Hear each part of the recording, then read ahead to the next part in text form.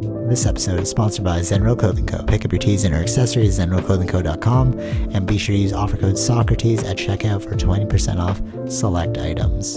Also, if you're not into spending the money, just check out the Zenro radio playlist. zenroclothingco.com, music for your everyday.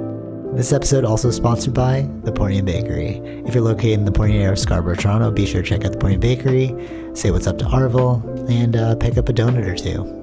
Baked daily, crafted with love. This episode also sponsored by Podbean. Podbean is the podcasting platform of choice. It's the one that me and Vish use, and is great, you know, if you're looking to start that DIY podcast yourself. Definitely check out Podbean. Use the link podbean.com/SocraticGamers and gain 1 month of unlimited podcasting for free. Test it out, build that content. Anyone could podcast, right, Vish? Yep.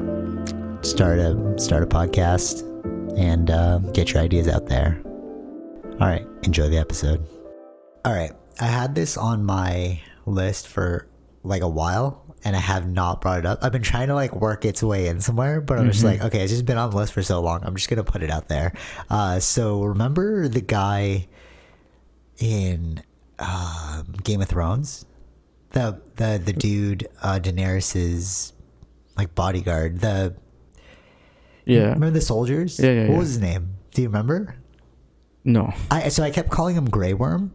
And so Tara saw it, like we were listening to him yesterday. So basically, Raleigh Ritchie is the guy I'm talking about. That's his artist name. It's not really that's not his real name. But he plays Daenerys's like bodyguard. Yeah, I think I know, because they recasted that character, right? As him? What do you mean? Wasn't it someone else, and then they Were they? I would like. All right, so it was a different actor, if I'm thinking of the same one, and then they changed it for the next season. Really? Yeah. I don't think so. No, I think you're thinking about a different guy. Oh. So okay. So basically, when she like saves the entire like army. Remember the army that like has no fear? They like are all like castrated. So not her soldier, but like her the leader who fell in love with but not a soldier. assistant. He's not a soldier. He is a soldier. Huh? He's the black soldier. Oh, that guy. Yeah, thank you. Okay. Oh, okay. Now I remember who you're the talking. leader of that army. Okay, he's like the captain of the army. The Unsullied. Thank you, Unsullied. I'm thinking about the guy that was next to her, like that. Okay, that's a different person I was talking about. Okay. So that guy is a musician, and his music is freaking amazing. I love it. It's funny. I was watching some interviews with him, and like he was talking about his anxiety and his like depression, like because all of his music's like very sad but happy. Like it's like it's like happy because it's sad. Like you can tell he's got like a lot of pain, but that's why he makes it happy, because he's like it's an outlet to transform his pain into like joy. And I was watching his interviews, and it's so weird because I remember him as the Unsullied, and then watching him like this so human, just like talking about his anxieties and stuff. Like he has tattoos, and it's just like, wow, you're like a person, you know? And he's like, yeah, I have 3 careers. He's juggling. So he's like an actor, a musician, and something else. I don't know. Okay. But yeah, check out his music. It's really good. I had him on the list, but I was like, I don't know where to work this in. Like, right. Yeah. But it's kind of cool that you think like, what's his name? Childish Gambino. He did it. He was on Community, and he became like one of the greatest musicians. Yeah. He's done some iconic songs that. Yeah, like This Is America. Yeah, really good. Yeah, but if you're into that like British wave, because he's got like a very thick British accent, I love that music right now.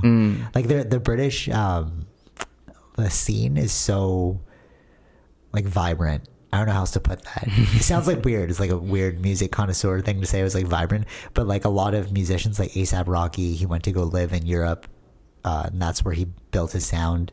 Yeah. Skrillex, who was a part of From First to Last, he was like an emo screamo singer, like when he was like 14, and then he moved to Europe, and then he heard dubstep, and he's like, "What is this music?" And then he like locked himself into like his room and just like played music, and like now he's this like crazy DJ, right? Yeah. But if you look back on like his history, you're like, oh, you were that emo kid with like girl pants and like the long swoopy, like legit emo. He was one of the like first famous emo kids. Okay, right. Yeah, there's a lot of stuff from Europe They do a lot of music stuff over there. Yeah, it's crazy. Yeah, and what they're saying is it's more open. Like over here, it's very like segregated. You know, like I listen to rap, I listen to rock, I listen. You know, like you very separated. Yeah, right. But over there, it's like good music's good music. Yeah, I like that. Yeah, I know, right? Like totally. Yeah, but it's funny because we think of like America as the number one hub for entertainment, but these artists are going to like Europe to freaking hone their sound. Yes, but they come to America to sell it. It's like to spread it to the like that's where they become famous. Yeah, totally. It's like the money making platform. Yeah. Anyways, it's a total side tangent note. Okay, do you want to start off with the dark stuff, or you want to start off with something happy? Dark. All right, let's go dark. It's always darkest before the dawn, so we'll end with like happy video game related stuff. So I finished In the Realm of Hungry Ghosts, and so I wrote this article a long time ago when I was studying yoga, and it didn't make any sense to people. I'm sure even now people are still like they'll look like I posted this thing just now on my Instagram where it's like, oh, how ironic, I'm reading a book about addiction only to find out Athena's addicted to drugs, right? And her drug of choice is oxytocin, right? So I wrote this article about we're all on drugs, and basically what it is everything's an input stimuli for a chemical reaction in your brain. Yeah. Right? Like read everything: food, video games, exercise, fresh air. Yeah. Because we're chemical beings having a human experience. Okay.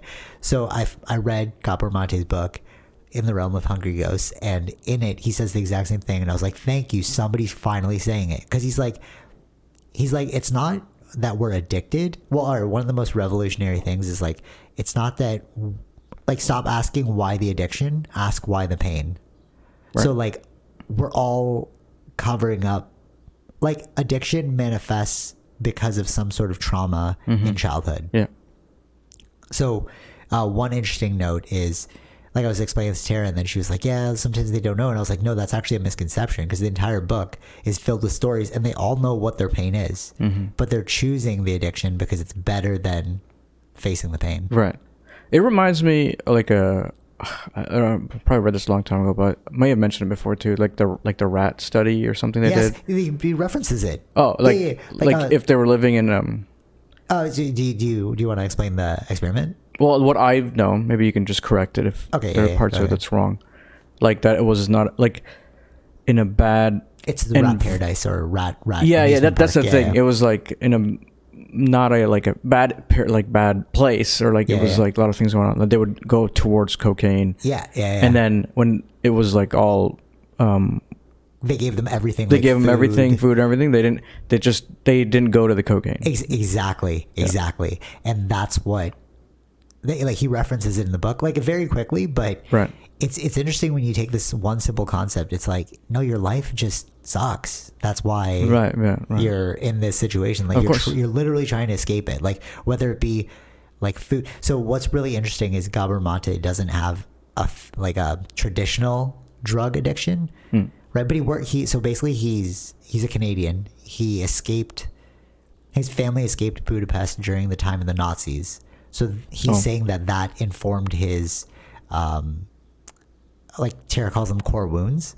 So when you're a kid, you have these imprints of like trauma, and then the rest of your life just gets built upon that trauma, right? It becomes like your core identity, right? So for him, it was all about survival. And he was saying, I was listening to his podcast with Russell Brand. He was saying that what's the best way when you feel like you're not needed in this world, like, because he's like, oh, I'm just like a Nazi escaping Jew from Budapest, right? He's like, oh, I'm worthless, right? But the way you make yourself not feel worthless is you achieve the high success. So he's a really renowned medical doctor, and then he got like, not to get to his whole story, but like he started like being a proponent of psychedelics. And like their uses, and then Canada got really pissed at him. I think they threatened to take away his license, something like that. Right. But he's like, I'm just speaking the truth. And then now that we're that's the thing, right? Like even with the COVID, there are doctors that are there are some things they can't say. Yeah, exactly. Just not the right time or totally. Yeah. Yeah. So that's his thing, and he was saying that like his core wound of not being needed is what forced him to become a high functioning, successful doctor. Right. Because like now everybody needs you. So I fulfilled that trauma inside me. But then, so he was saying that so he works in Vancouver in like the slums. So do you know that there's a place called like Hastings Street? The word sounds familiar. It's in the subconscious like nomenclature of Canadian society as like the slums of this area. Like that's probably there's why a lot of people that do that. Yeah, they go there because I've seen videos. Yeah, totally. Yeah. So it's like they have like safe injection sites there. Right. Yeah. But the streets are like super bad. I really want to drive by it, but I didn't get a chance when we were in Vancouver. Maybe next time. But so he's been working in those clinics for like 20 plus years. Right. And like that's where he gathers all of his experience. And what he was saying is that, yeah, all these people like know what their trauma is. They're just like escaping it. Yeah. All right. So to go back to it, he was saying that his addiction is shopping. So he's a CD holic. Okay. Right. So he just keeps buying CDs. Right. And he's saying that addiction is just any behavior that's maladaptive and leads to like negativity. So for him, his excessive spending led to debt, which led to fights with his family, so on and so forth. Right. So it's like, it's the exact same. The presentation might be different. Like I'm not addicted to heroin. I'm addicted to buying CDs. But the problem is that both behaviors are leading to like detriment. Right. And one thing that he said, so like me personally, when he said that, I read it and I was like, damn, that is me. So I'm notorious for always being either right on time or late. Okay. And this is like most prevalent when I was working in the office, is just like, because to me, I was like, no, you're contracting me from 9 to 5. That's it. Remember, I always say that, right? Like, you pay me for this time, I'll show up for this time. Sometimes I'm late, whatever. But then he said he was all chronically late. But the reason why, when he thought about it, is because he was addicted to his freedom. Okay. And in being late, it was like, you have no power over me. Look, I can come and go as I please. It's 5, I'm gone. Like, we're a contract, you know what I mean? And when you reframe it like that, it's like we're all addicted to something. Yeah.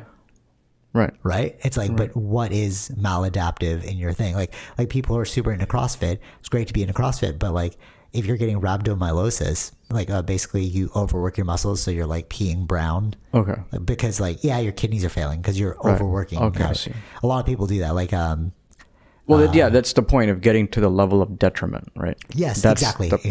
Yeah. That's where it's a bad thing. Yeah, and remember, like, I believe it was the last podcast I was talking about my fuel for hate. Like, hate is what fuels me. But then I realized, that's like, you're going to cut off your own arm and throw it in the fire to keep the fire going. So looking at people like David Goggins, Lex Friedman, Joe Rogan, when they talk about, like taming the demon, but like you're substituting. So ultimately you're looking to fill a hole. So you're substituting, instead of I'm doing something that everyone deems negative, I'm doing something that everyone deems positive, but to a detrimental thing. So it's societally acceptable. Because like in it, he makes the case for like, why are drugs illegal? What's the war on drugs? Like if heroin is just creating a chemical compound that's similar to love, why is it illegal? When you can freely binge drink yourself or like slowly kill yourself with cigarettes, Yeah. Fascinating, right? And what's crazy, so this whole book that like, it created this paradigm shift in me where I look at other people and I'm just like, wow, you have a lot of baggage. Like everyone's got baggage that they don't show you. Yeah. You know what I mean? Right. All right. So now to circle back on like personal stories. I was telling you last time that when we were in grade 7, we were walking back from like, I don't know, church or like the tennis courts, and this dude pulled out a syringe and he like shot up heroin. And like, I was like, in my head, I was like, what's going on? And then the friend that I was with was like, oh, just let him do it, whatever. And then I just rationalized it as being like, oh, he's probably just diabetic. Like my mind couldn't perceive, why is this kid, like, where'd you even get the heroin? But then now that I read the book, it's like, maybe you stole that from your parents. Right. Like, what's going on at home that's making you do these things, And even likening it to our like close friend who like passed away. It's funny that you say passed away, but like people don't like died. He died. People don't like that. You gotta soften the blow. He passed on. Yeah, there's different terms for all these. It's weird. Yeah. He died though. He's like not here anymore. Anyways, so that guy, like, finding out later in life, like through my mom, that he had like a traumatic childhood, but like we never saw it. Mm-hmm. So it's like, it's almost like the Buddha thing, you know. You were sheltered. I mean, at least in my case, I'm like sheltered, and my childhood was like so rosy that finding out about all these things like trips me out, right? You know. But you were saying that you were like, you knew that other people had different home lives. Like Terry even said, like, oh, I knew that other people had different home lives. Mm-hmm. I don't know. It just depends, I guess, what you grew up watching or seeing, and right. I guess how you, because I was always an observing person, right? Yeah. So maybe that's something that I because when like you watch the news or something, you see like these stories. So that's the thing. Yeah, I'm telling you, man, I was sheltered, bro. Yeah, that's the thing. So it's like seeing all these things. It's like, there's like, you know, things are happening in people's houses that we don't know. Like, yes, that is way different. Okay. So, yeah, like it's so weird to me that is. Or it was like, you know what? It was probably like, just thinking about it, like probably like Eminem, like because it's like his childhood was bad. Like you see that. But I saw that as like in my head, because I know you're talking about like I heard that too, but you're just like, to me it was like either that's a story that you're creating or that only happens to bad people. Oh, that's what you're thinking. Yeah, I did, like I really did it. It's almost like I was like hyper sheltered. Like it was crazy to me. Like looking back now, it's like I'm unveiling these realities that I was like hidden from. And it's just tripped me out. I'm like, wow, when we were kids, not everyone, like people had to worry about where they were eating. People had to worry about like going to school. It's like, what? Yeah. But then it makes you think about like other people like that came and went in our lives. Like the person across the street, I won't name, but remember he was like always angry. Right. Right, you know what I'm talking about, right? Yeah. So like he's always angry, and then we would just like, looking back now, it's weird. But I was always thinking, like, what's happening behind the doors? Yeah, so I wasn't thinking that, right? That's why I was the bully. I was always like making fun of people, like well, that's why I didn't do that stuff. Blah, you know, like. That's why I stepped away from doing that. Right, that's crazy. See, but that's what I'm saying. Like to me, I was such an instigator because I thought we all had the same childhood. So I'm like, bro, why are you acting out? Blah, blah, let's you gonna act out? All right, we're gonna make fun of you and like harass you. Right. But again, it's like, as an observer, it's like I can understand. But now why that would be the reaction to that, because it's like how he was acting to others. Yes, but I didn't see that. I was like, this guy's a dick. All right, let's just like fight fire with fire. Right. See, but then it's like there's a reason why he's like that. Yeah, dude. And that's what's tripping me out. It's like, if only we had that sentience when we were younger, maybe it would just be like more kindness and compassion. Because thinking about like, but we're just not think about childhood bullying. Okay, so like when you bully someone else, they say like, oh, it's because you're hurting at home. Yeah. But sometimes people just bully for the sake of bullying. Like I don't think it all comes, like for me, like I wouldn't say I was a bully, but like I wouldn't say I was, like I would say I was like harsh. Okay.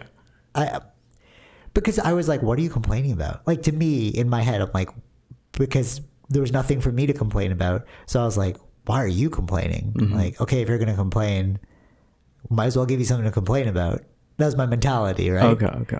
But like, now I'm looking at it like, oh, that must have sucked. It's like your friends on your street plus your home life, you know? Yeah.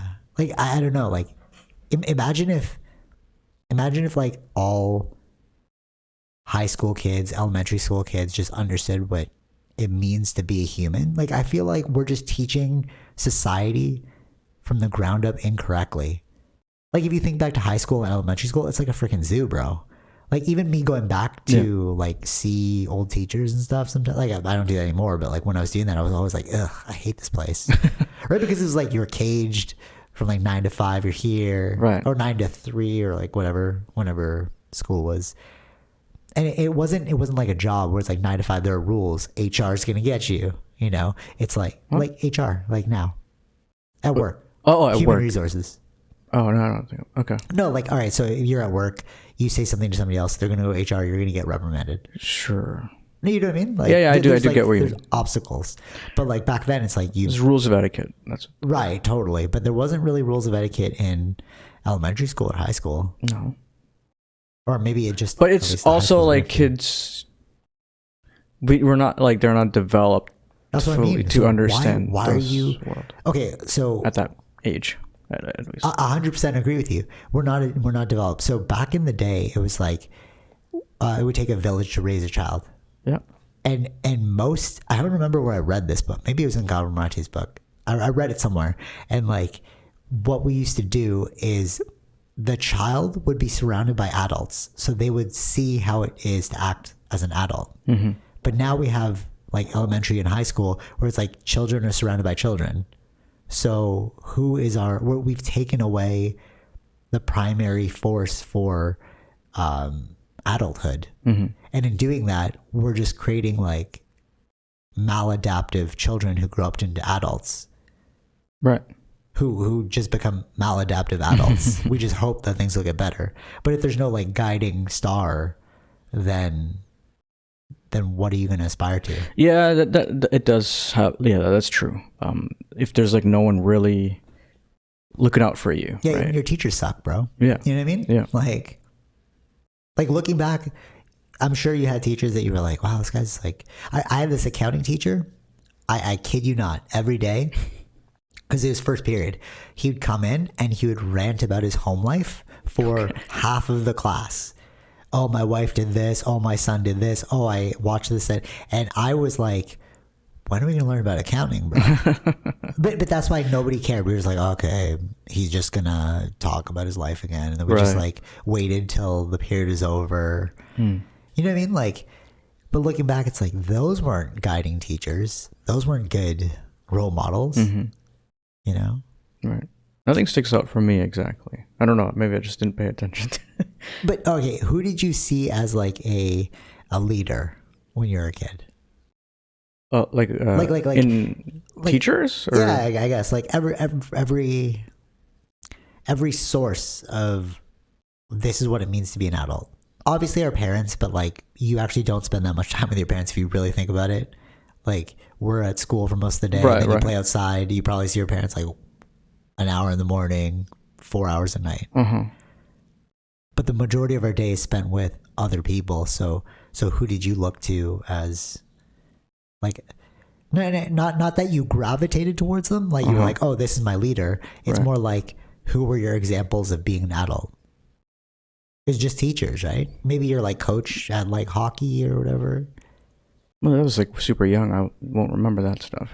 Okay, true. I would say teachers, yeah. Teachers, right? Yeah. And then now that we're hitting this age where we're the age of teachers, it's like, oh, there isn't like some process where you just like flip the switch and you're like, oh, now there's no initiation right. Mm-hmm. That was Wade Davis, also lives in Vancouver. He talked about that, like cultures around the world, they have like initiations that make them into like adults.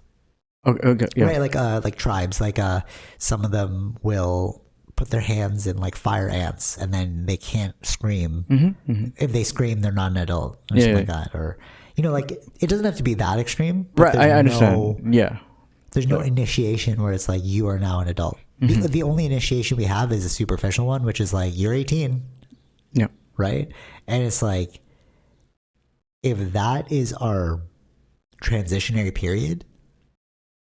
Like, what do we, oh wow, what do we do? Like, as, like, what considers you as an adult? Right. And then why do you govern these? Because I've always considered this. I think it was more spurred on by like Joe Rogan when I was in university, like listening to him talk about it. But like being a teacher should be like the highest position in society because you are influencing future minds. And yet they're like underpaid. They're like treated bad. The kids talk back to them. How many teachers do you fight with? You know what I mean? Like thinking about that. So it's like, I don't think I fought with any teacher. Okay. How many teachers have you seen fight with other teachers? Okay. Well, we went to different high schools, bro. Like, it's like my high school. I mean, it's not high school. Is there any there? There was good teachers that I felt like they were good. Oh, that's cool. All right. Well, I had like none. So I literally saw like students fighting like physically fighting teachers. What the hell is going on? Man, dude, I'm telling you, it's crazy. So I was like, what is this? Well, that's not a good example.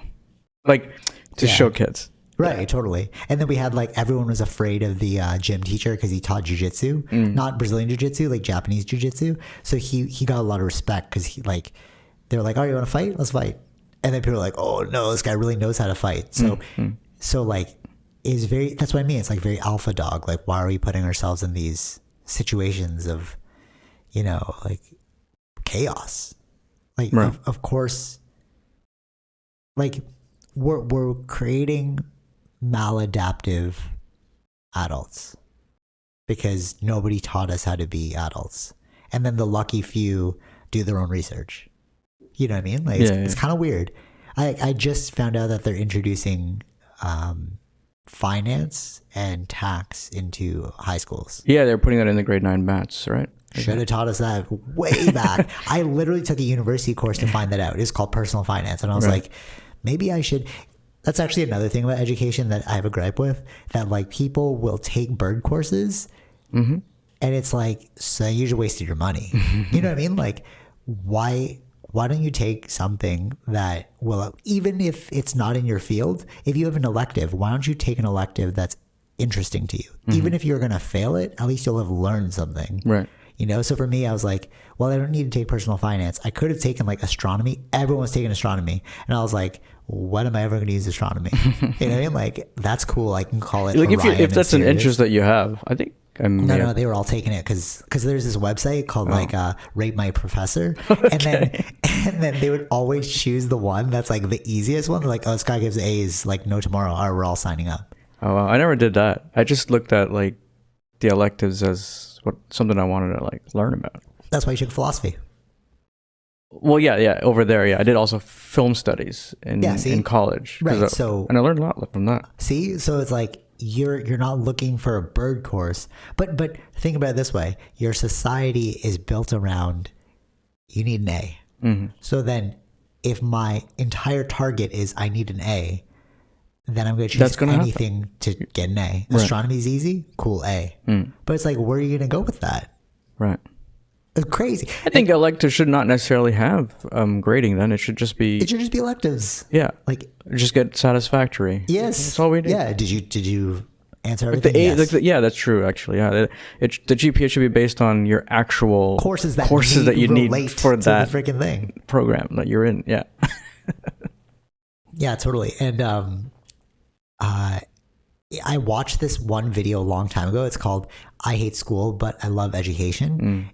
While I was in university, I watched this, and that again informed my decision making, because he was saying like the person in the video, I think he used to like YouTube it, but it was so famous because he was saying how he worked so hard to get a degree, and now he's out of school. He has nothing to show for it. You know, well, I mean, he's now like a online famous poet. Like he does like a lot of like inspirational videos, so that's cool. But for some time, I guess. Yeah, but basically he was saying like what I studied to make my parents happy. Oh, okay.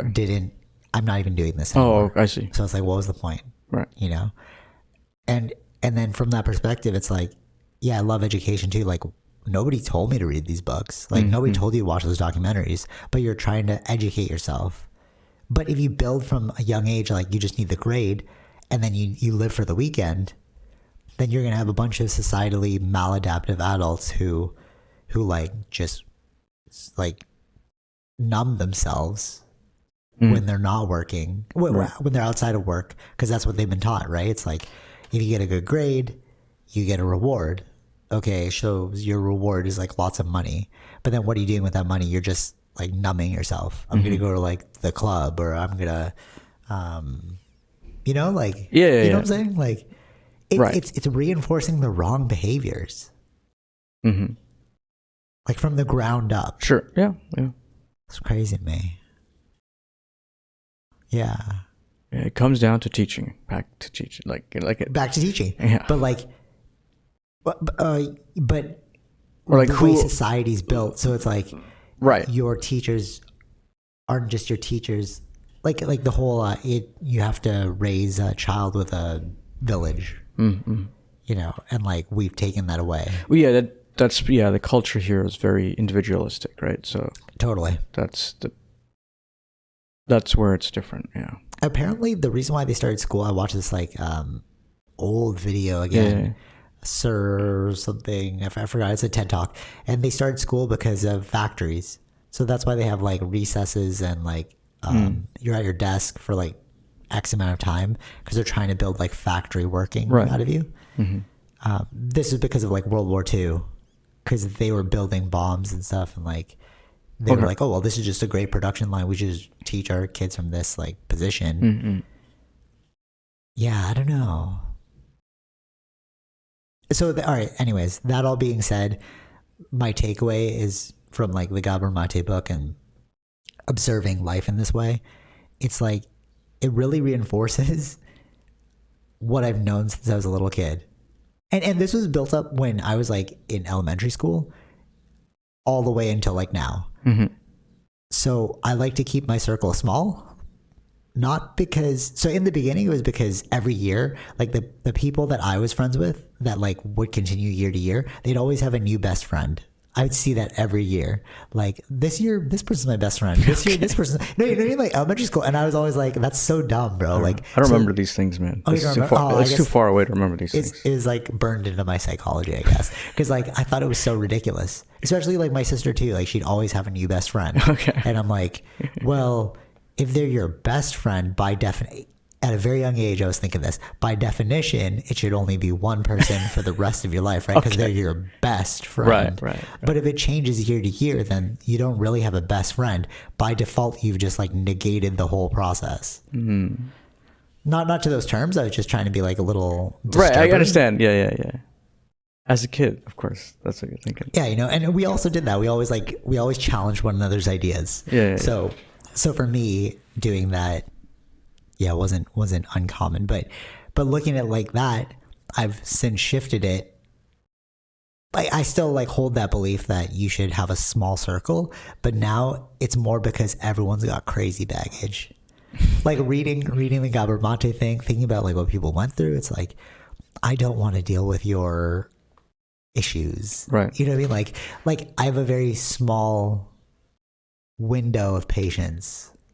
Or so Tara's taking this like master program building thing right now, and the person in the program says like you have X amount of dollars to spend every day, like energy units, right? If you have 21, right, like dealing with somebody's problems will take 7 energy units. Well, how much do I have left, you know? And I feel like if you have way too many friends to count, you're just dealing with all of those issues and like energy units. Unless it's like, I think it changes as you get older. Your group does get smaller. Yeah, because you realize, well, people move away, stuff like that. Yeah, there's other life stuff, but generally it just becomes smaller. Yeah, totally. But this is different though, because like when I consider friend, I mean like it's somebody I will talk to and listen to their problems with. Like that's for me, that's a friend. But I don't mean it like, because some people are like, oh, I like for me, I go to jiu-jitsu, right? Well, not right now because of COVID, but like those people.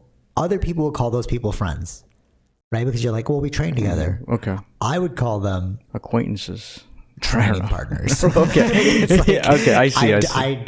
We don't hang out outside of this place. I don't know you. Yeah, right? I don't need to listen to your problems. Right. I just need to like.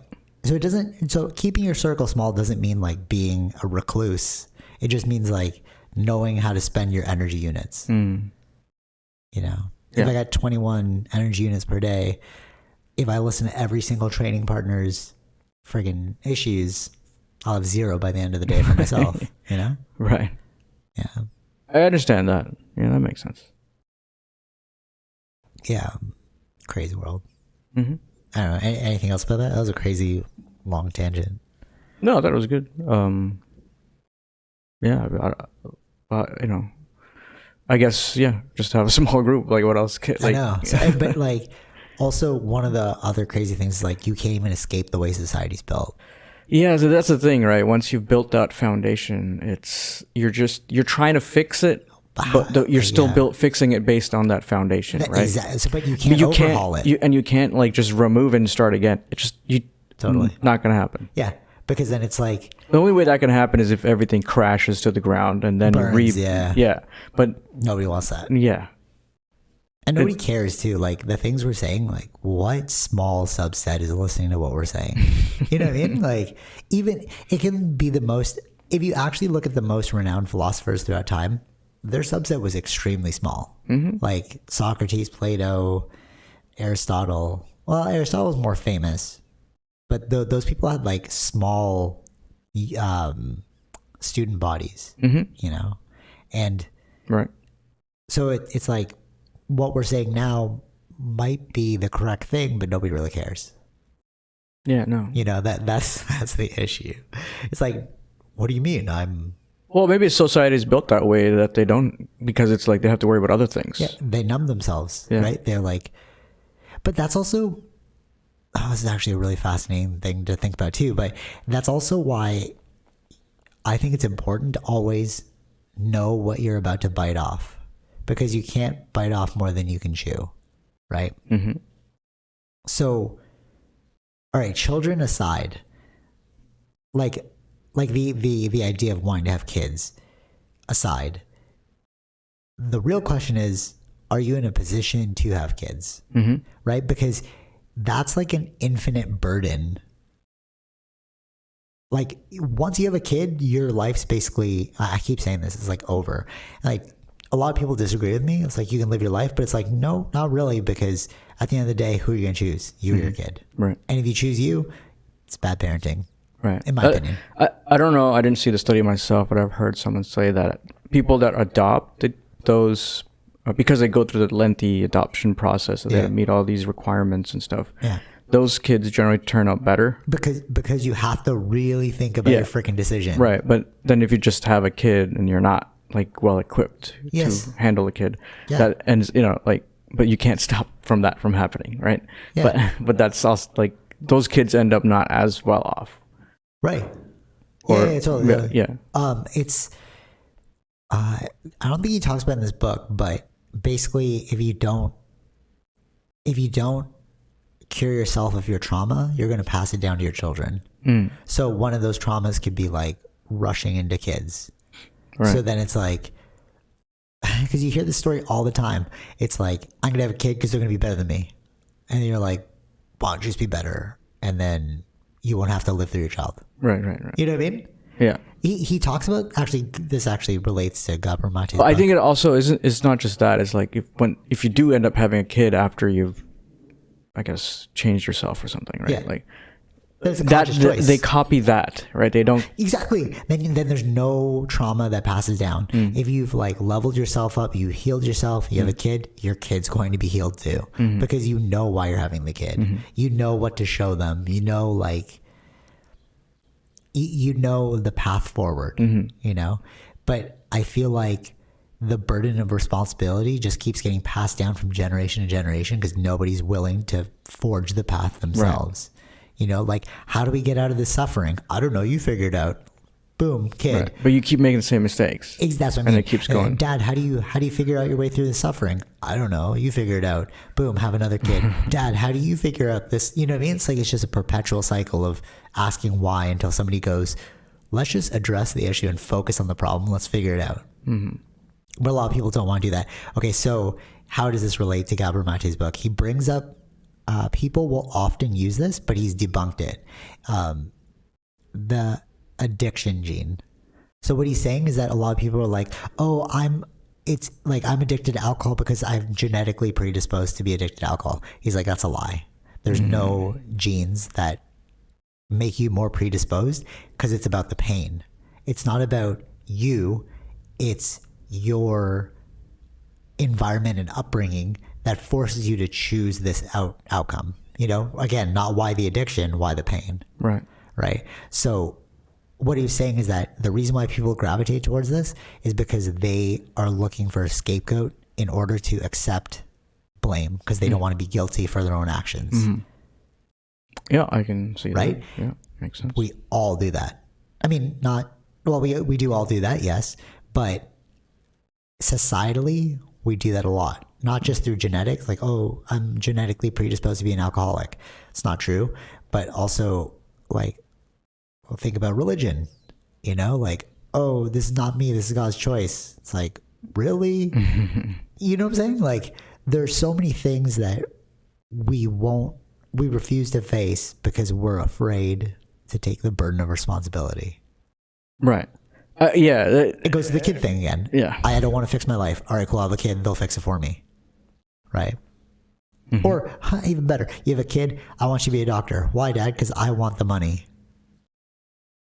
Right. I'm going to work. Like, that's like the immigrant story, right? It's like, if I become a doctor, if I have you and I work really hard as a, like, let's say janitor or like whatever, if I slave my life, then you become a doctor. I'm putting the burden on you. You know, don't focus on anything else except for your studies. Just become a doctor so that you can give me the money. You can make our life better. Well, that concept would be wrong. It would be... No, but that's a common concept, I mean. Oh, I thought it was more like so that you can have a better life. No. Well, that's how I always heard it as. Or not heard it as, but like seen it as. But it's like, I'm working hard so you can have a better life. That's what you're thinking of. I'm working like I'm working. Right, I know, yeah. But then so that you can and like you become can a doctor for your... I didn't think of it like... Or totally bringing the money back because nobody will admit that. But what happens when they become doctors? Oh, I put you through school. Mm-hmm. Oh, I want this. They just want. Oh, I don't know. no, but because that's the story that they stop it at. Right. Generally, I think what happens is that they feel that they need to do that because their parents put them See through. What I'm saying though? It's a subconscious story. Right. It's like, I'm not going to admit this to you, but my deepest desire is for you to get me out of this problem. Because if it's not true, then what you would do is you would slave for them and you'd be like, great, bye. And you'd ride off into the sunset and you'd die. And you'd like live your life in poverty. But that's not going to happen. What do you think is the return? I worked hard for you. You give it back to me later on. Mm-hmm. Really think about that. Is the doctor going to leave their parents in poverty? No. So it's just a story they don't want to admit. Okay. But can you see that, or you disagree? No, I understand that. I see that. Yeah, right? Right. But we just don't want to admit it. That's what I'm saying. Yeah, because that just sounds really bad. That's really bad. Yeah, I love that you said that. That's so funny. That sounds really bad. Exactly. Just like the freaking thing. It's like nobody wants to admit the guilt. Right. You want to be a doctor so bad? You want the money? Go work for it. No, you'll work for it. And then you'll give it back to me later on. But we won't say that because I'm doing this for you. But really, you're doing it for yourself. Right. Yeah. Really selflessly giving would be like, here, good luck. Like you hear rich people do that all the time. It's like, I'm not going to pay for my kids, whatever. And then people are like, oh, that's so selfish of you, blah, blah, blah. But it's like, no, they need to learn these lessons. Like if I just constantly hand them things down, like this, you know? Yeah. Yeah. That's so funny. That sounds really bad. It really does. When you frame it like that, but it's the truth. If you really think about it. Because the only way that would not be true is if you just did it and you were like, have fun with your life. And then like, hey, Dad, I bought you this. No, return it. I don't want that. Hey, Dad, I got you this. No, I don't want that.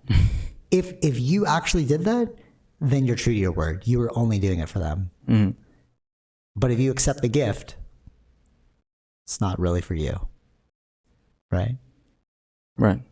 Or no, you disagree. You're like thinking about it. I just don't necessarily see it that way. Really? Okay, explain it to me. I think it is that they have a better life. Okay. Not the parents themselves. Because it's like they know they're going to die. It's more for their future. Okay. That's how I would see it. But, okay, fair. Because you know you're going to die. Yeah. But you know your time's limited. So what are you going to do for the rest of that time before you die? Yeah, but it's still a different thing, right? I think that the point was after I'm dead, you're good. You're better off. For sure. But it's like the Gabor Mate thing. Don't ask why the addiction, ask why the pain. So it's like we're all focusing on one thing. Like we're focusing on like, you're going to have a better life when I'm gone. But what I'm saying is let's dig deeper. Why did they do that? Why are they constantly perpetuating a cycle of you're going to be better than me? Mm-hmm. Why don't you just let the kid be themselves? Right. See what I'm saying? Yeah. But this is the general immigrant story, right? But all right, now let's deconstruct that. Why did they leave their country? To have a better life. So who's it really for? For them. Sure. Yeah. Right? Mm-hmm. It's not a bad thing. I mean, it's like, who doesn't want to leave impoverished, of course. whatever. Like, you can't blame. That's the thing. It's like, it sounds bad, but you can't blame them. Because that is. Yeah, I'm pretty sure some would do that. I just don't know if everyone is like that necessarily. It depends on how you're teaching your kid. But like, I think the only way that would be true is if you were already fulfilled in your life. The only way, True. Right? The only way that my story doesn't make sense is if you yourself are fulfilled and you're just like, hey man, go ham on your life. Mm-hmm. You know, because if that's the case, then it's like, yeah, you're just doing it for the kid. Like if you loved your job, if you loved everything about your life, then yeah, you're just passing down. But then we're talking about complete human beings that are just having children. Yep. I'm talking about the people that are like covering up the hole. They only have kids secretly because they just want that kid to be better. That's true. Yeah, I'm thinking like there are scenarios for that too. Yes. No, because I totally agree with you. But what I'm saying is like those people you're talking about are fulfilled. They're already healed. Right. I understand. Yeah. You know, like my parents sheltering me. They don't care what I do with my money. Mm-hmm. They're just like, we just know you need this. Mm-hmm. So like, in having healed people bring you up, it's like, then it's like, you're right. Yeah, they're just focusing on my life. Right. Because they're not asking me for anything. Mm-hmm. You know what I mean? Yeah. But that's what I'm saying. Like there are both, like there are two. No, there are two, but the differentiating factor is complete and incomplete human beings. Mm-hmm. Mm-hmm. Complete human beings that have children, good on you. You're just passing on what you know. But if you're incomplete and you're secretly having this kid because you don't know what to do with your life, that's when trauma gets passed down. Then it keeps continuing. Yeah. Right. Like we were saying, like if you don't heal the trauma in your life, you're going to constantly have trauma passed down generation to generation. Right. Yeah. Actually, this segues nicely into another topic. We were talking about this before. You are the average of the 5 people you spend the most time with. Right? So, okay. I would change that. I think we agreed that we would change that to it's more of your input sources. Right? Yeah. Because it's like... or it's like who... yes, it would be the input sources or like also the most amount of people we spend time with, right? Like because remember we were saying like if you are in a rural area... you can have a community online. Right. And then even if everyone around you is like weird, at least you found something, and that's like the beauty of the internet, like niche groups online. Yeah. Right. But also it is true, but there's like, if you're only doing that like an hour a week or like, that's what I mean. Like the time you've spent with somebody. Yeah. If you're spending so many hours a week watching, or like within that community, so of course. I'm glad you said that because I was actually going to change that. That's exactly what I was going to switch it to. Because we during the week we were talking about this, and then I initially was like, yeah, it's your input sources because like you can like hang out with people online, you know. But one thing, like when I was talking to Tara about this, she was like, but it's how they treat you back. Yeah. So you might be listening to a podcast and you might be like reading books, watching movies, or like you might engage in like online community groups. You're right. But like in the real world, it's how you respond back and forth because those are your relationships. So you are the average of the 5 people you spend the most time with because those people are reciprocating intangible reality. Yeah. Like because we actually get like a chemical reaction between us. Like like endorphins, oxytocin, dopamine, just by being around one another. You can mimic those things, but like you said, it's like for what, an hour a day? Yeah. It's not really... It's not the same thing. Yeah. So I think that's important to think about, because you might be at a job you hate and it's like, but those are the people you're surrounding yourself with. So you are technically the average of those 5 people. Mm-hmm. Not in like an intelligence wise, because you might be more intelligent than them, sure, but it's more about like your like symbiosis between them. You know what I'm saying? Yeah, I think, but also, the way your demeanor or your way you act would be different around different people. That's what I'm saying. Also, so totally, yeah. So like, which is the most you're spending the most time with? Because you're one way at work, you're one way at home. That's what I mean. Yeah, that's what I mean. So one like, way around friends. And in those moments, you're building stronger synapses, right? Like neuroplasticity is like how your brain reshapes itself according to its input, right? So if you're around those people and you start acting like that, like 95% of your day, you're just going to become that because you've learned that behavior. Your brain's rewiring itself in that manner. Yeah. You know, I've actually, now that we speak about this like more tangible story, remember when I was like working at martial arts for like 8 hours a day? And then, but because I was in that state for so long, it was hard for me to be myself because I was acting for like most of the day. Yeah. You know?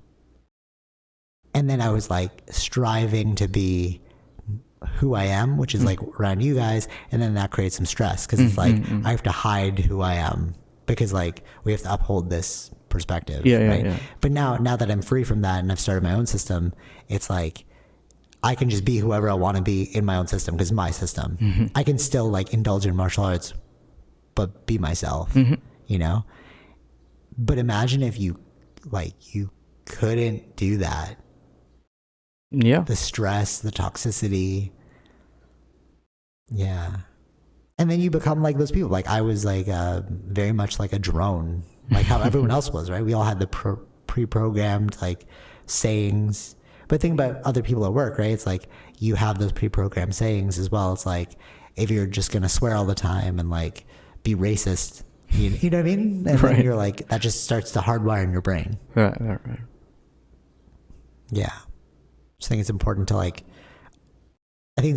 realize your environment and then choose like, is this really the environment I want? But then it goes back to the child thing, the society thing, because like maybe you're stuck in that thing.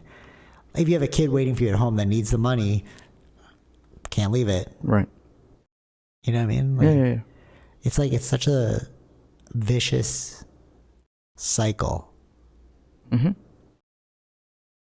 But that's life. I know, right? And it's like life through pain and suffering. Isn't that the whole point? Suffering and pain is the meaning of life. Lex Friedman would agree with you. In some way, yeah. But that's a general. He always says that. He's always like, suffering. If there is no life without suffering. If you take away suffering away from life, then there's no such thing as life. And I'm like, no, I disagree. Yeah. Because like, what I've been espousing for a while is like life is just a story you tell yourself. It's like if you believe that, sure. If you don't believe that, sure. Like whatever you choose to believe.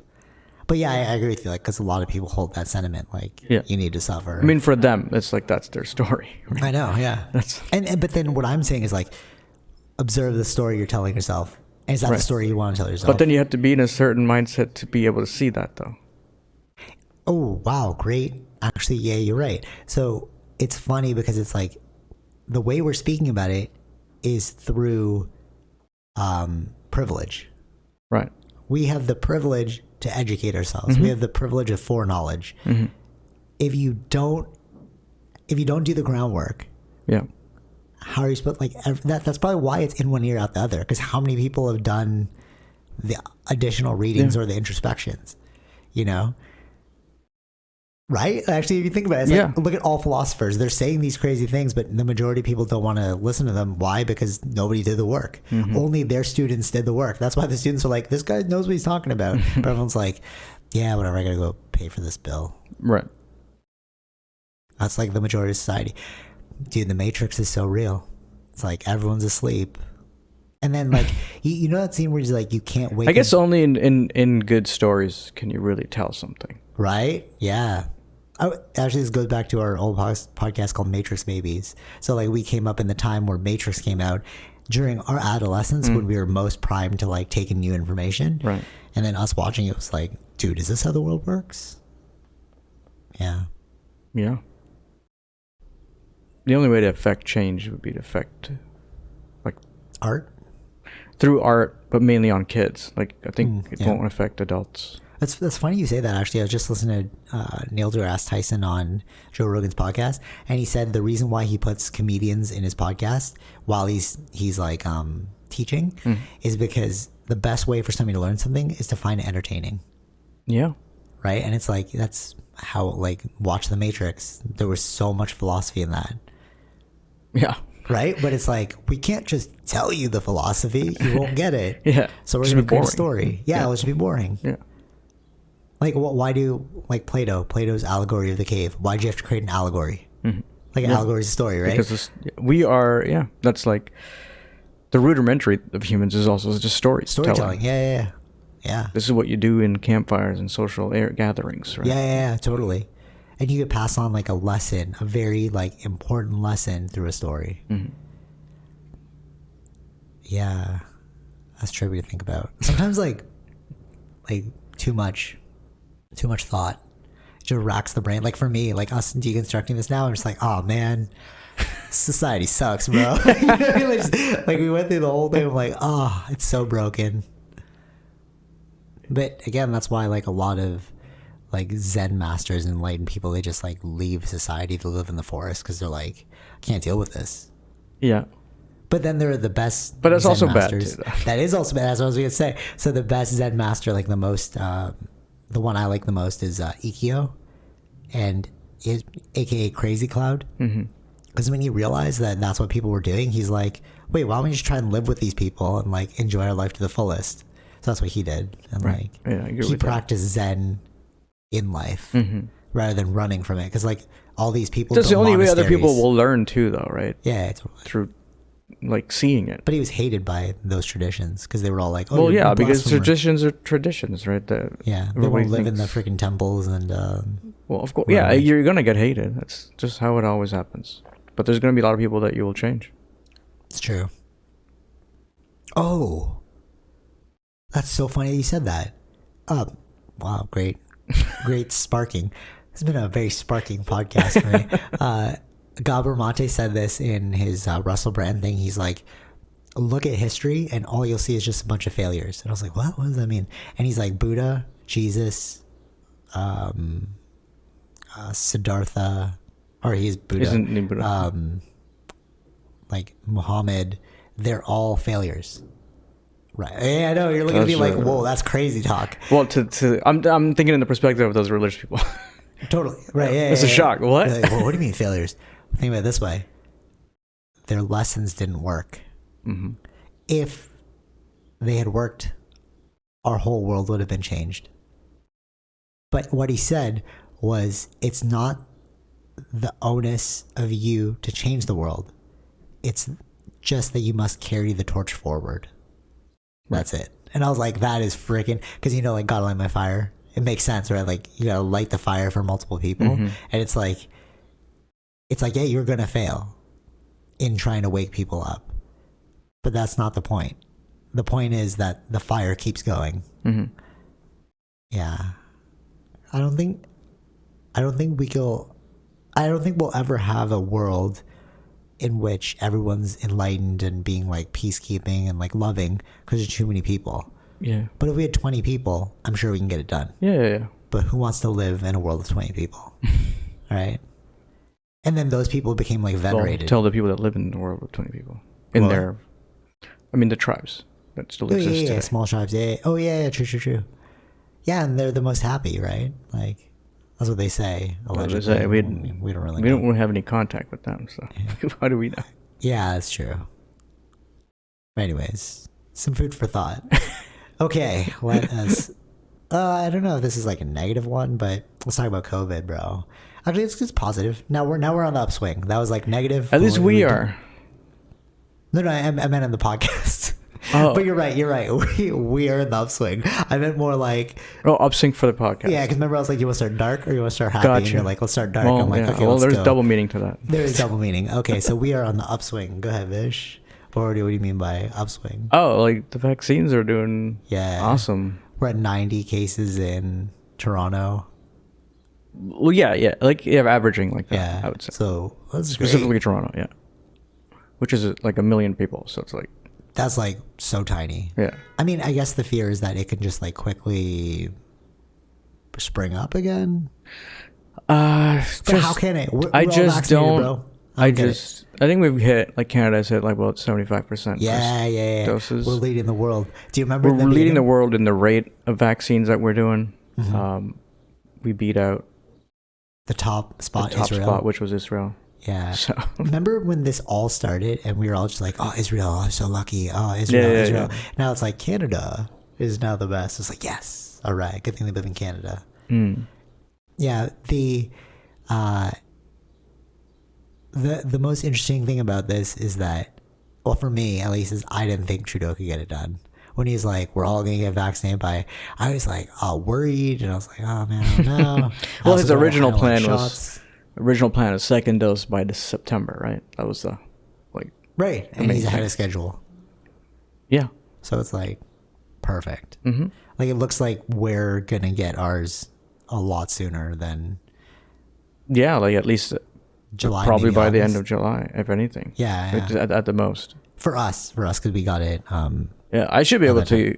I think I can book it from Wednesday. Like, I don't know when. Probably like 2 weeks down the line. Like, probably be in July maybe. Starting Wednesday to be able to book it. I think you should be able to actually, but you have to have been 4 weeks since your first shot. Oh, okay.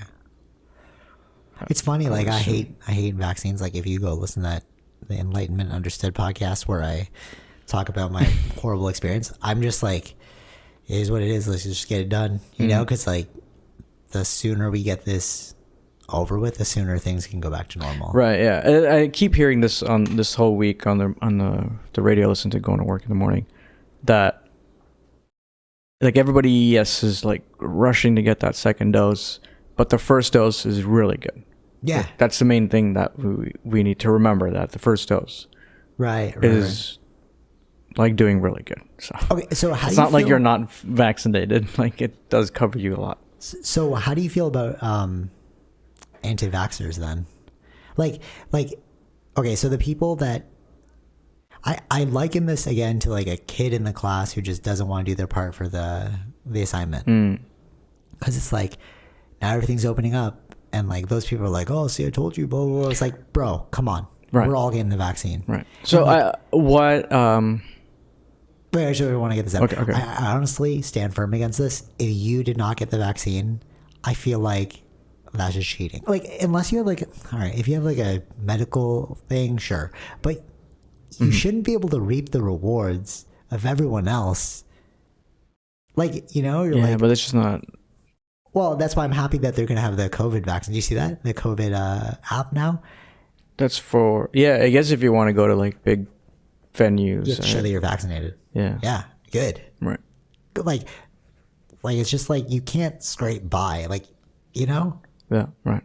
That's just how it feels to me. Because it's like, why do you get off? Like, I really hate needles. I almost fainted, you know? It's like, but I did it. And it's like, you need to do your part. That's just straight selfish at that point. Unless you have a medical thing, totally it's fine.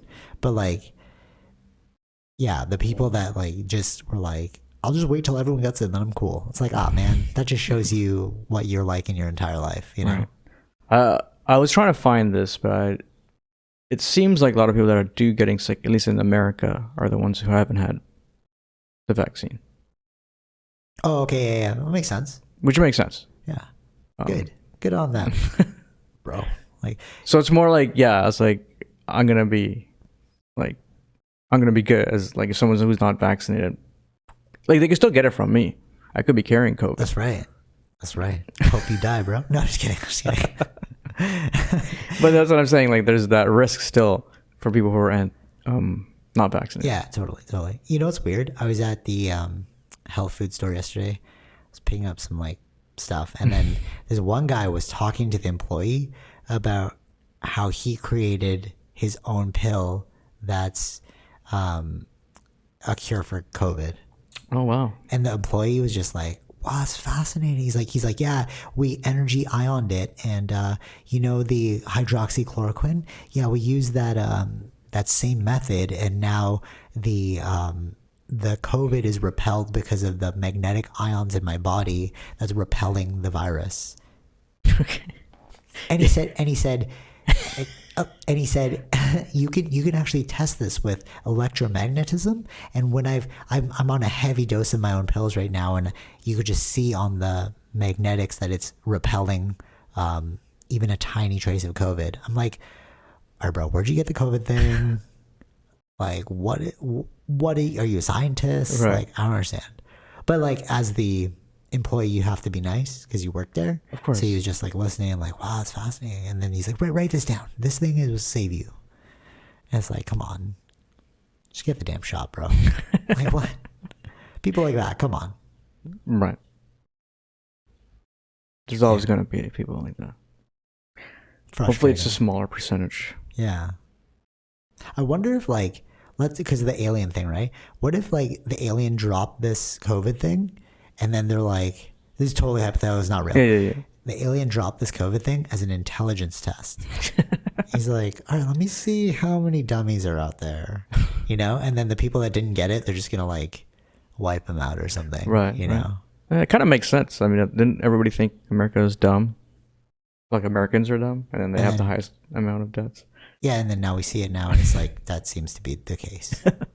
Like what? Like why are you guys incentivizing so ridiculous? Like your brother was saying, he's like, I want those incentives, and I'm like, dude, I want those incentives too, but we're not that dumb to like need an incentive. Right. Like, obviously, there's like some incentives, totally. Yeah, at least I think one province has to do it. I don't know. There's incentives. Oh, really? Yeah. Oh, I don't know. They have a lottery thing. Oh, really? Oh, okay, so there you go. So we know what's going on in that province. Right? So it's like, come on, bro. Like, and if you're listening to this, you're like, oh, you're such gullible people that trust the science. Like, what else are you going to trust, bro? Yeah, everyone's just wants to go back to normal. You totally. Well, the ones who are taking it. Right. Exactly. And it's like, do you like your iPhone? That came from an intelligent person. Right. Like, I don't know. A lot of people do things that they don't even realize that are like, are you eating these chips? Like, do you know what they do to you? It's like, way worse than freaking the vaccine, Yeah. Like fair, there are some ones like the AstraZeneca one with like the blood clots and then Johnson & Johnson. Mm-hmm. Fair. It's fair. But why don't you just take Pfizer, Moderna? 0 side effects. So there. Mm-hmm. But it's like, I just wouldn't say 0 side effects. Oh, because it's too early or what? Yeah, you just don't know everything. Okay, so if I would just say, like, maybe like they would still consider something side effects, like when your arm or you get sick or something like that. Like that's considered side effects, right? Come on, bro. Like, but I wouldn't say it's 0 side effects. All right, 0 deaths. How about that? Sure. Okay, 0 deaths from these vaccines. Just pick those ones if you're afraid of dying. Mm-hmm. Like, I also wouldn't want to get a blood clot. That would suck. But like, if you look into the structural makeup of, I mean, again, I'm not a scientist, so I don't really know, but from what other scientists are saying, these mRNA vaccines are super safe. So it's like, and there's a ton of people that have already got it now. Yeah. So what are we all going to die in like a couple of years when it turns out that mRNA? I mean, or I mean, those people could be like, well, what if the aliens put it out and then they also put out the vaccine, and the people that got the vaccine would die, and only the small few that were intelligent enough will survive and be taken to the home planet of the aliens. Okay. Right. To that I say, touche. Good job. Sure. Like, all right, so you're with the last 10% of the population, while all of the other people that you rely on because they relied on science are dead. But that's okay because you'll have alien technology, so it's fine. Right. in the home planet, or you'll become their slaves. Because if you look into alien stuff, like we were actually the Anunnaki, we were slaves. All right, sorry, this is like super unintelligible. It's just like a heated thing for me. Well, talking about the vaccines though. Now the next thing is like, when they're travel, how are the countries considering for sure how you're vaccinated? Like, good luck not traveling. No, I don't mean like that. Oh, okay. I'm saying for the people who are vaccinated. Now what's happening is, like, for instance, a lot of people who are getting Sputnik V or the Russian, that's the Russian one, or the China one, Sinopharm, I think it's called. That would that be considered, like, they haven't approved that in the WHO or anything like that. So like how, like even in America, actually, there's like, I think they were doing an event, but AstraZeneca wasn't considered because they haven't even approved AstraZeneca in America. Okay. Wow. But you have an mRNA one, you're good to go. So why didn't we all just wait for the mRNA, bro?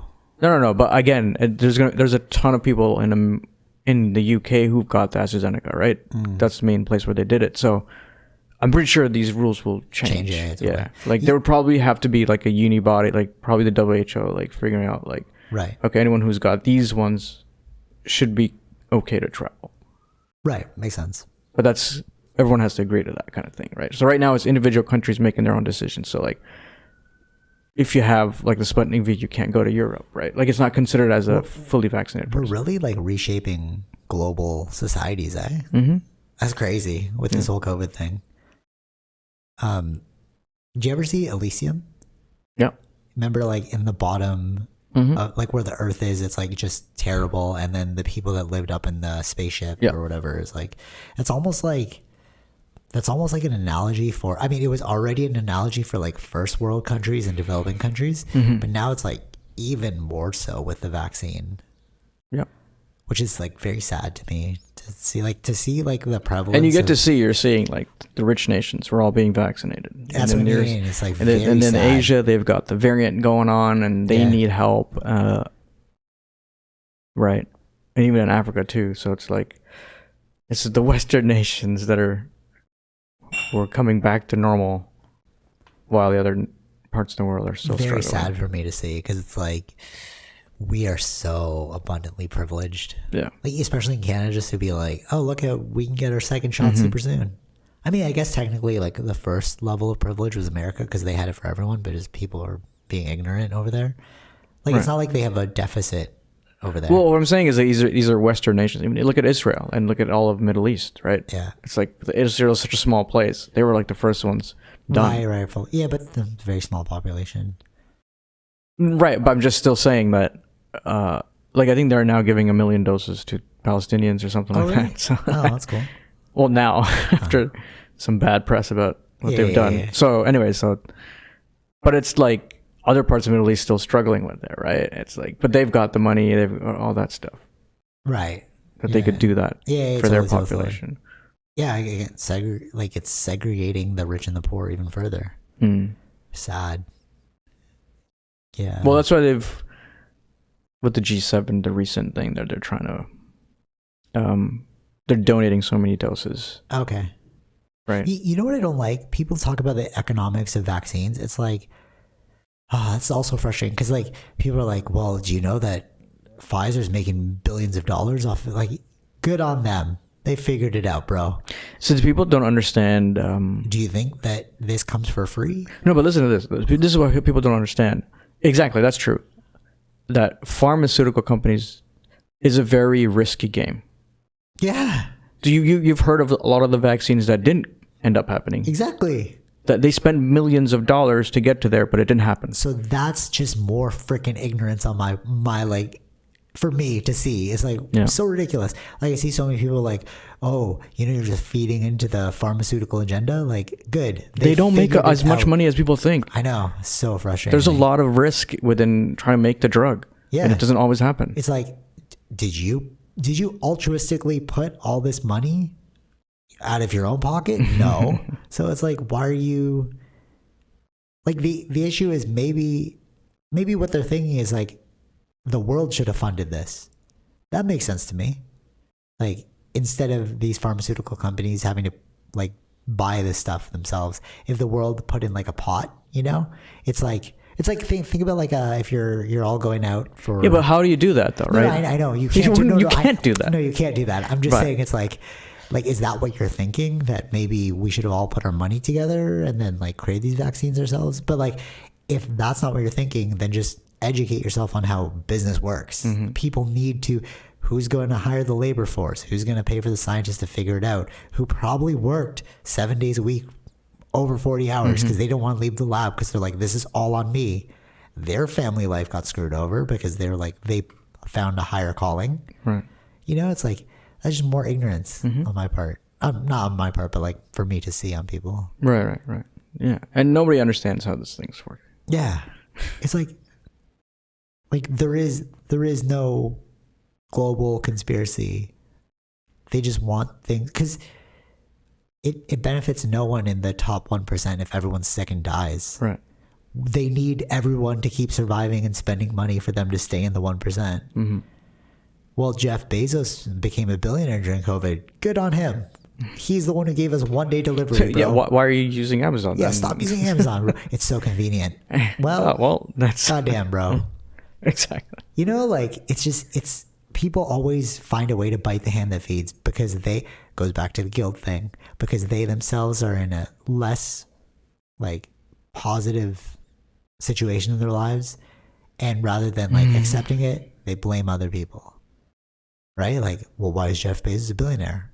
I don't know, because he figured out logistical shipping for 1-day deliveries. So even same-day deliveries? Like, come on. It's ridiculous. Yeah. But this goes for everything too, like Facebook and like all those tech companies. Yeah. The reason why tech companies are so powerful is because we're all using them. Yeah. Crazy. It's like my heated up podcast, but okay. So to get back on it, I just want to say that Trudeau, you're getting my vote for the next one. You got legal weed, you got CERB, and you got the second dose in all of us in timely fashion. Yeah, it seems like you're fine for another election. Yeah. You achieved everything that if we're like in the, what do you call that? Like a year-end report and we look at all of your objectives, you ticked off every one. Good job. Because then other politicians being like, Trudeau's this, Trudeau's that. It's like, what have you done, bro? No, they've all stayed quiet now. I know, exactly, right? Like, I don't see Jagmeet saying anything. I know, right? Yo, he was hating on Trudeau so hard, but he's like, ooh, this guy's doing a good job. Let me be quiet for a little bit. Wait until it dies down, then I can like reattack his character. Yeah, it's like, come on, bro. I think right now the polls would show he's gonna win. Yeah, but are they even going to election? I think they will, but I don't know when. They will. Okay. Because it's still a minority government. If they say they all have to kind of agree at, like, I don't know what it's called, but it's like if majority of the House is like wants an election, then it happens. But they're being strategic about it. They're like, let's not do it yet. Wait till he messes up, and then we'll. Yeah. What a crazy game of politics. But then, like, Jagmeet also said, like, we're not going to do it during the because that was his thing, because it's like even you attack Trudeau, but you're not going to an election, right? Yeah. But because they would lose. Right. But then he like hides it as like, oh, we don't want people to go in the polling booth and like all that. Right. It's like, sure. That's the thing that they say. Yeah. Oh, it's COVID. We don't want to do any. It's like the parent, like I was saying, that does it for you, but secretly wants it for them. It's like there's always a nefarious like back. It's the politics game. Yeah. Yeah. Crazy. So if Drake is the sex god, Trudeau is the blessed god. He gave us everything. Yeah. So you were saying that post the other pandemic, the Spanish flu, we had like a boom? Yeah, a boom of art. That was a while ago that I read about that, but it was like, because we're social beings, we all like staying at home, cooped up and stuff, that especially now we can see it with at least some it's only been like one remnants day of opening here, right? And everyone's outside. Everyone's out at the patios because we are social beings. and everybody wants to entertain themselves. Yes, yeah, and I think there was like the boom in all sorts of art or like art stuff at that time. I think it was like movies and all these things. Post Spanish flu. Yeah, makes sense. Yeah, I think that's probably still gonna happen. Yeah, here now too. I can't wait to get back to the theater. Damn. But it's funny because Sunshine just bought the projector, but I guess we could just have a barbecue and watch like a movie and sure. like, whatever. Yeah. I mean, we still don't know when the theaters are open yet. It's still like that's true. That's fair, still way fair, down fair, the line. Fair. At least our stages are very slow. Reopening. They don't want to mess up. Yeah, totally. Mm-hmm. Well, I guess if everyone's got the vaccine, it's like, okay, whatever. Who cares? Yeah, so they might shift the same way they shifted of when they were gonna start stage 1, right? Yeah, totally. So they probably shift those as you see how the numbers are like as we go 75% is a really high number. Like, all right, cool. Mm-hmm. But yeah, this all got sprung up because of Wonderland's opening up again. Yeah, it was crazy. Like, yeah, and I saw like Drake opened up a new concert hall with Live Nation. Mm-hmm. So like just another spot for. It's sort of like Is it an outside thing? No. It's indoor. So do they have to be? Is it like rules of being vaccinated? Probably. So basically, he said that he was inspired by, like, there was this one place back in the day where everyone would go to like watch concerts being played, and people like loved that. So he's like, let me just bring that back. Right. But in my head right now, I'm thinking like, what about the ACC? Like, I don't understand. Like you're talking about this one spot. Like, when is he doing it? Right now. It's opening. Like they already have concerts scheduled for like September. Some bands that okay. are already, like when was it gonna open? Is what I'm saying. August, I guess. Okay. Well, yeah. Yeah, because like I think I saw this band that I like. They're playing there in September. But I think maybe the difference is that like ACC is like it's an all around thing, whereas this one's just gonna be dedicated to music. Mm-hmm. So it's kind of cool. Yeah. So definitely there will be an art boom, like you were saying. Yeah, I think so. Yeah. Yeah, that's great. Art, entertainment, social stuff. Yeah. But you know what? Like, even though we're talking about all these things that are opening up, one thing that we haven't addressed, and I was saying this for a while, it's like, what's going to happen next? Although, like, the first issue of getting the vaccines in everyone is like the first hurdle. Yeah. But then, like, what the next problem is going to be is like, how do you rehire all those people? Like, that's the biggest issue in my mind. So, yeah, I was watching something. This is from the Europe, perfect. Okay. From the Europe thing. That's the video I was watching about economy. Mm-hmm. And it seems just like more like a K curve. What they mean by that is that. What's that? So, like the well-off people, middle class, like people that are working from home. Yeah. They don't have to commute anymore, right? They won't have to commute? No, they're not commuting now. So they have the excess money. Okay. So that's who are going to these patios and spending money, right? Right, yeah, totally. Yeah. But so those are the ones who are like, that's the K curve, right, where they're going up. Right. While the low income people, where that part's going down. Oh, really? Yeah. So how do you help them? So that's what I mean. It's like, so like it could be like that is what's going to be happening. So you think UBI is going to be on the table? I don't know. Some people argue that they didn't say UBI necessarily, but like these. They're not exactly helping, or they won't exactly like fix like the actual issue. Oh, if people, because all right, so this is the thing. Like everyone's assumption is that when vaccines are everywhere, I'm gonna have my job back, or there's gonna be so many jobs on the market. But what they don't realize, just like the COVID vaccine that we're talking about, is that jobs only come about if companies have money to hire people.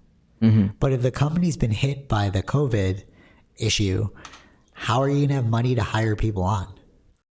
What these companies do is they'll, like as I'm seeing right now, is there's a huge surge of like jobs, but all those jobs are temporary and they're all summer jobs. So by that I mean you have to be 30 and under, and they pay like $16 or something an hour, like basically minimum wage. Right.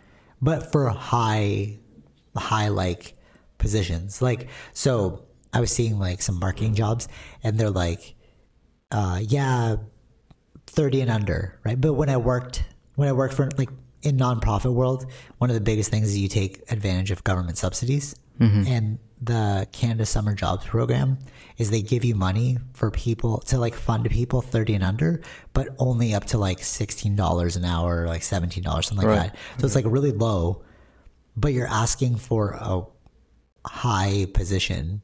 So it's like now the person, well, one, you've like completely cut out people 30 and above, which sucks. And then two, you're basically asking people to do more work for less money. You know, so it's like, how do you curb that? Yeah, I don't know. Because you need to give companies money to hire people. I don't think they're going to take out a loan. Like with COVID, they're probably like, wow, we don't even need to hire anyone. Like we figured out how to scale back. Right. Yeah. Well, what I think would be good, and I'm predicting this, some form of CERB continued. This would be the best approach, I think. But again, I'm not really an economist or politician, but I think this is the most like sane reaction. Some form of CERB continued for people who can't find a job, because EI is definitely going to run out, or just continue EI, sure. But I think the biggest boom will be subsidy to start a business. Because if you have subsidies to start a business, you have more jobs for people. Yeah. What do you think? Yeah, it probably will have multiple things, right? Yeah. Because we really need to see what happens. Like what kind of a boom do we have? Is there a boom or not? Right. Like when everyone is now fully vaccinated, like where is the economy at? Then it's like more like deciding based on that. Oh, I see. Like, and who like, needs where vaccinated. Yeah, like where's the help needed now? Like is unemployment still at 10%? Yeah, you know, kind of thing. Like, or is it dropped? Yeah, fair. You can't really make a judgment call until you see the numbers. But what I'm thinking is that, like, why would a company risk? Because, all right, like, risk aversion is a big part of, like, gambling, right? Risk aversion is a part of gambling. If you've seen that the table has been pretty wonky, like it's been all negatives, right? We've been stopping, close down, lockdown, you know, all that stuff. How risk averse are the people at the top when they want to hire other people? Because when you hire them, you're legally obligated to like keep them on. But then if you're like, but can we make this money back? Is the question. Yeah, I don't know. And these predictions from like economists, when they were making the predictions, like where the economy would be like a year, 2 years, 3 years from now, there was at the time there was no vaccine. Right. And now that there's a vaccine, how does that shift what does that do? Right. Do we come back sooner? Or like, I don't know what the recovery is like. Right. That's why it's kind of like, but again, it's also like only certain areas so we have the vaccines, and Western nations have the vaccines, but not Asia. So like a lot of the Asia stuff, it's actually affecting like chip supplies again. Yeah, you're saying, yeah. Right, and so it's like coming to these iPhones or Tesla cars, like it's all going to affect them. Right, so technology companies are at risk now. Right. Yeah, how is that going to play out? Right. That's so fascinating, actually, when you think about it. Yeah, this is such like a multifaceted issue. Yeah, and then like they were talking about like does globalization reduce? Ooh. Does it become more localization, I guess? But the other guy was saying that I think globalization would be more increased because it's more like we would diversify with other countries where we would have things so that if any... Right. Because everybody was dealing with China only, right? Right. And once that went down... It's like, we need to fortify I think that's why. So thus creating more globalization. Right. So that you have covered from other areas. Right. Don't put all of your eggs in one basket. That makes sense. Yeah, I'm really fascinated to see where this is all going to go. Because, I mean, it seems dark, but I'm fascinated. Because it's like there's going to be a huge rift between the haves and have-nots. Yeah. Like, it's so evident already. Yeah. Oh, yeah. Yeah. It's like the 2008 Yeah, true. Yeah, for sure. Yeah. 2008 Crisis. Yeah, but worse because it's like... This is the world. Not just that, but it's like we're dealing with something that's mutating. Like you're fighting an enemy, Yeah. Like before it was like a economic issue. It was an economic issue, yeah. But this is like a economic plus viral issue. Health issue. Yeah, health issue, yeah. Okay, so any other final thoughts on that? Yeah, no, I think that's all. All right, cool. All right, so not to leave it on a super sad note, let's talk video games. So this week was, what was it, E3? Yeah, E3. I think they canceled last year, right? So they had one this year. We keep saying we gotta go to that, yeah. Yeah, but they're not. Well, we don't know when they're gonna do it in person. It's all online right now. But I'd love to go to that one day. Yeah, there wasn't again. The only main company that we like wasn't there at E3. They don't do E3 anymore. Xbox? No. I know, I'm just kidding. Oh. GameCube. Sony. PlayStation. Yeah, just for people who don't understand. Yeah. they're like, why do you guys like Nintendo? No. So like there wasn't much for my interest in this E3. Oh, really? I felt like, oh, that's sad. Yeah, like I usually watch these and then you like. And I wonder if COVID had an issue. Really? Like with AAA games, maybe. Oh, that makes sense. Yeah, totally. Yeah. And I think Sony will do their own later on when they have stuff ready. But there's only one thing that kind of stuck out. There was like 2 indie games that seemed interesting to me. Yeah, but those are just indie games. Yeah. But the only big blockbuster game, only one out of this whole E3 thing, which was Avatar by Ubisoft. Oh, Ubisoft. Ubisoft is making this game. Oh, cool. Does it look good though? Well, there's no gameplay. Oh, but it is in-game footage. Oh, in-game footage. All right, cool. It's in-game, and it looks pretty cool. Really? Yeah, it's like... Well, what can you do? I don't know what the story is. Oh, really? There's like nothing on it. There's nothing, unless they've had... I haven't watched any interviews, if they did any interviews. So that... It's just that the video... the Avatar one looks kind of cool. Like, that's the only thing that had my interest. Right. Throughout this whole E3 of 4 days. Nothing really stuck out other than... Wow, that's sad. Avatar. Yeah, that's why it's like... It's sad, but it's like... But the Avatar one is kind of cool. And funny that the game might come out before you even get a second movie. And then they've been talking about a second movie for a long time. Right. Well, all right. Not to dampen the mood, actually, now that I'm thinking about this. But like, look at the indirect ramifications of COVID there. Yeah. So COVID affected the video game industry. So no video games are coming out. If no video games are coming out, who's going to fund... Not that video games are not coming out, just nothing good. So who's going to fund EB Games? Because why are people going to go to that store to buy Well, things? EB Games was always going to shift. They were shifting from a long time ago. Oh, really? Oh, yeah. But I mean, like, things are faster now because of COVID. Like, well, of course it was faster, but they were doing the shift like earlier, like to be more like selling. They were buying like electronics and stuff from us, right? To sell used. Oh, yeah. They were doing this because they were already seeing a shift for online games. Oh, got it. Or digital, buying the game digitally. What's worse now is that like COVID made nothing like impressive to come out. So it's like, why would I go there? So that's the thing, right? A lot of these, it's hard to, especially with art, working from home, it's hard to collaborate. Yeah, totally. Yeah, for sure. When you're in person, it's just more easier to do that. Yeah. So I think that's probably has an impact in setting up all that stuff. So that's why I don't know when, like it shifted a lot of the release dates too. Like Horizon Forbidden West, something that's what it was called. The second game is supposed to be out later this year, but they didn't have a release date. Right. So it's been shifted. Damn. And then God of War, I don't know, will be shifted to late next year probably. Wow. All right. Well, that makes sense though. Like when you watch those behind the scenes videos, you could see them like running from office to office. Yeah. But you don't really. And running ideas and like. Yeah. Now it's like, hey, do you have time for a meeting? Yeah.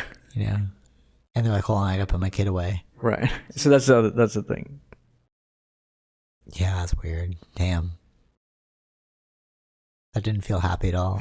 No, it didn't. It ended on that side. Yeah. All right. Well. But I'm excited for Avatar. I'll just say that. I'm excited to see Avatar, the game. Oh, okay. Yeah. Because the movies.